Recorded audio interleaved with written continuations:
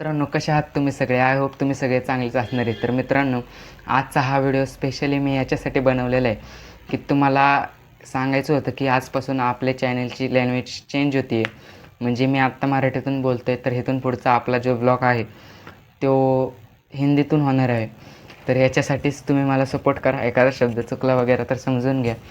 तर मित्रांनो, आता 8 दिवसांनीच 2026 चालू होणार आहे. तर मित्रांनो, मी असा गोल ठरवलेला आहे की 2026मध्ये आपले कमीत कमी 500 ते 600 सबस्क्रायबर आपल्या चॅनलला झाले पाहिजे.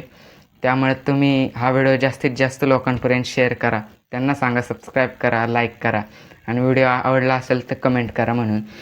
खूप दिवसापासून आपल्या चॅनलला एक व्लॉग नाही पडलेला. याचं कारण असं होतं मित्रांनो की जरा माझी तब्येत थोडी ठीक नव्हती, त्यामुळं आपण व्लॉग टाकलेला नाही.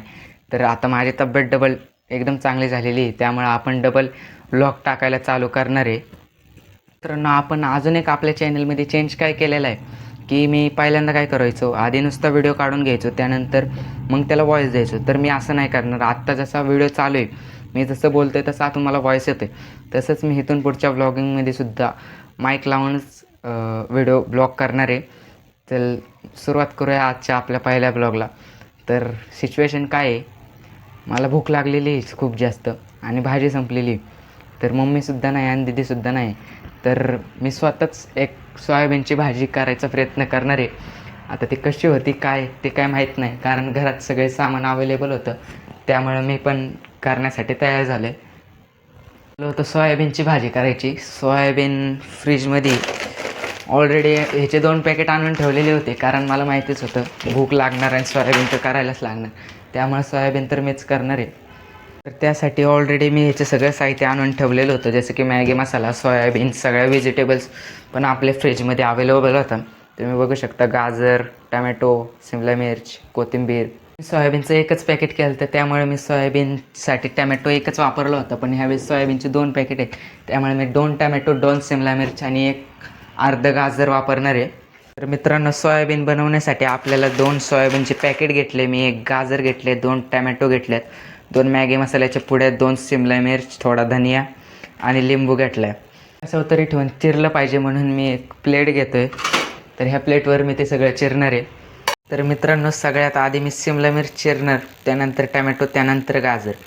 तर आता मला भाज्या कापता कापताच व्हिडिओ बनवणं थोडं अवघड होतं आहे, त्यामुळे मी तुम्हाला सर्व भाज्या कापून झाल्यानंतरच एक फोड दाखवतो. भाजी सगळी धुवून घेतलेली आहे आणि सगळ्या भाज्या पण कापून ठेवलेल्या आहेत. तर आता फक्त वेळ आहे की सोयाबीन धुवून घ्यायचं आणि त्याला उकळायला ठेवायचं आहे. तर मित्रांनो, तुम्ही पहिलाच असा ब्लॉगर बघत असेल की त्यांनी भाजी केलेली. जर का तुम्ही याच्या आधीसुद्धा एखादा ब्लॉगर बघितला असेल भाजी बनवणारा, तर कॉमेंट्समध्ये मला नक्की सांगा. तर आपण असं सोयाबीन उकळायला ठेवू. बारीक धनिया, टमॅटो, कांदा, शिमला मिर्च सगळे चिरलेले. आता फक्त सोयाबीन धुवून घेऊन त्यालाच उकळायला ठेवायचं. बाकी त्याला कमीत कमी अर्धा तास तर लागेलच, त्यामुळे आपण भेटू अर्ध्या तासानंतर. आपलं सोयाबीन शिजलेलं आहे, फक्त थोडं ते गार होण्यासाठी मी ठेवलेलं आहे. हा, मी तुम्हाला भाजी चिरताना दाखवलं नाही, कारण ते थोडं मला मोबाईल ठेवायला अवघड होत होतं. तर तुम्ही असं नका समजू की भाजी मला दुसरं कोणी तर चिरून दिली. तर नाही, भाजी मी स्वतःच चिरलेली, कारण मला असं कुकिंगमध्ये थोडा इंटरेस्ट आहे, त्यामुळे भाजी मी स्वतःच चिरलेली. आता आपलं सोयाबीन गार झालं असेल, चला बघूया. मी म्हणाल की ते सोयाबीनचं पातेलं तर बारकं होतं, मोठं कसं काय झालं. तर थोडा आमचा अंदाज चुकला होता. ते सोयाबीनचं जे पाणी ते बाहेर ओव्हरफ्लो होत होतं, त्यामुळे जरा आम्ही मधनंच ते पातेलं चेंज केलं. त्यानंतर डबल उकळून जरा गार व्हायला ठेवले, कारण त्याच्यातून नंतर आपल्याला अजून पाणी चांगलं काय म्हणतात त्याला पिळून बाजूला ठेवायचे ते. त्यानंतर आपली नंतरची प्रोसेस चालू करणार आहे आपण. आपलं पातेलं बऱ्यापैकी गार झालं असेल असं मला वाटतंय.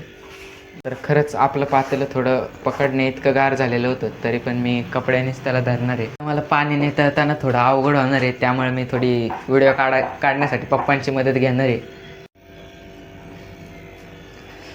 तर आपण मस्त असं या सोयाबीनमधलं सगळं पाणी नितळून घेणार. मला जसं वाटत होतं तसं तर काहीच नव्हतं, कारण सोयाबीनने सगळं पाणी ऑब्झर्व केलेलं होतं, त्यामुळे सोयाबीनला थोडं दाबूनच त्याचं पाणी काढायला लागणार आहे. तर मस्तपैकी आपण असं सगळ्या सोयाबीनचं पाणी नितळून घेणार आहे. मस्त असं सगळं सोयाबीन पिळून ठेवलेलं आहे मित्रांनो. आपण हे मॅगी मसाला, लाल तिखट, हळद, मीठ आणि उकडलेलं सोयाबीन घेतलेलं आहे. तर आपण गॅस चालू केलेला आहे आणि त्याच्यात तेल टाकलेलं आहे.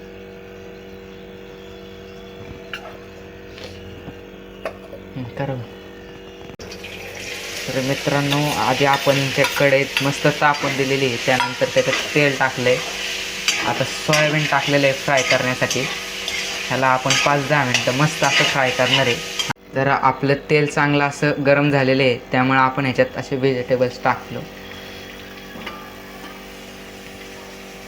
आता हे व्हेजिटेबल्स ह्यांना तेल सुटस तर कमीत कमी 15 ते 20 मिनटं हे सगळे भाजून घ्यायचे.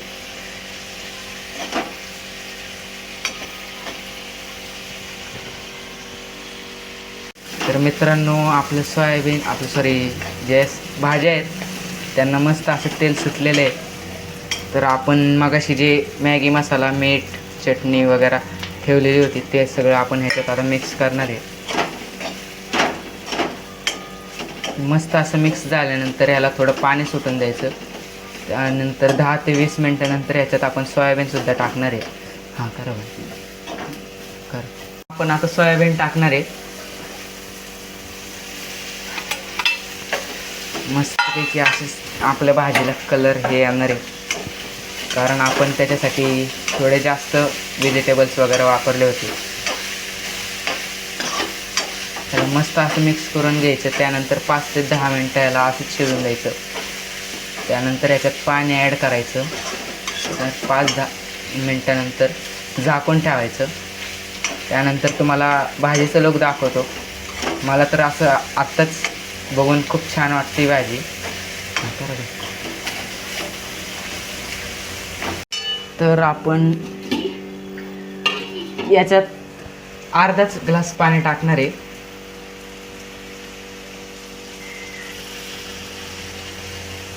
तर एकदा मिक्स करून घेऊ आपण चांगलं असं.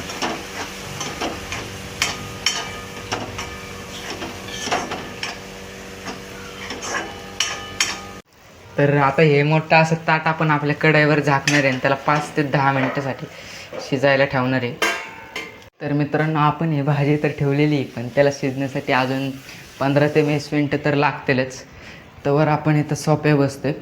तर तुम्हाला दाखवतो मी 15-20 मिनटांनी भाजी कशी झाली. मित्रांनो, 15 ते 20 मिनटानंतर आपण किचनमध्ये आलेलो आहे. तर मित्रांनो, बघू शकता मस्त असा वास सुटलेला आहे. तर आता मला भाजी बघूनच खूप भूक लागलेली आहे. तुम्ही बघू शकता मस्त असं फायनल टच कोथिंबीर वगैरे टाकून दिलेलं आहे. तर एक सोयाबीनचा दाणा मी टेस्ट करायला घेतलेला. सोयाबीन तर खूपच छान झालेलं आहे. त्यानंतर आता मी जेवायला बसणार, जेवणार. तर मित्रांनो, मला असं वाटतंय की हा ब्लॉग आपला खूपच मोठा झालेला आहे आत्तापर्यंतचा. कारण माझे ह्याच्या आधीचे ब्लॉग जे आहेत ते 3 ते 4 मिनटाचे आहेत. तर मी मागच्या वेळेस जेव्हा एकदा सोयाबीनची भाजी ट्राय केली तेव्हा एकच पॅकेट होतं. त्यामुळे मी सगळं टॅमॅटो एक, शिमला मिरची एक, गाजर अर्ध असं वापरलं होतं. पण ह्यावेळेस सोयाबीनची 2 पॅकेट असल्यामुळे मला टॅमॅटो 2, शिमला मिरची 2 आणि पूर्ण गाजर आणि धनिया थोडा जास्त वापरायला लागला आहे. तरी पण टेस्ट एकदम सारखी सेम टू सेम झालेली आहे. तर मित्रांनो, भेटू नेक्स्ट व्हिडिओमध्ये. तोपर्यंतसाठी टाटा, बाय बाय.